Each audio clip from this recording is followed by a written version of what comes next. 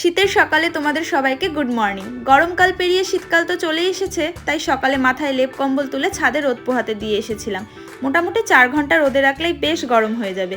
ওদিকে নিচে মুড়িওয়ালা ডাকছিল, তাই তাড়াতাড়ি এসে 1 ড্রাম ভর্তি করে মুড়ি নিয়ে নিলাম। জলখাবারে মুড়িটা আমাদের ভীষণ ভালো লাগে, ছোট দিনের বেলা, তাই সময় একদমই নষ্ট করিনি, একেবারে রান্না করে নিয়েছিলাম। তারপর স্নান করে পুজো দিয়ে হাতে পায়ে একটু ময়শ্চারাইজার লোশন লাগিয়ে নিলাম। এই সময়টাতে স্কিনটা প্রচণ্ড রাফ হয়ে যায়। তারপর টিভিতে IPL অকশন দেখতে দেখতে লাঞ্চ করে নিয়েছিলাম। আমরা তো KKR ফ্যান, করবো লড়বো জিতবো রে। টিভি দেখতে গিয়ে কোনো কাজই হলো না। সন্ধ্যেতে কড়া করে চা করলাম, দুজনে একসাথে বসে একটু টি টাইম স্পেন্ড করলাম।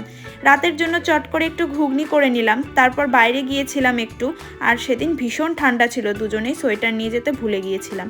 কসমেটিক্সের দোকানে একটা নেলপালিশ রিমুভার, একটা ক্লিপ নিলাম।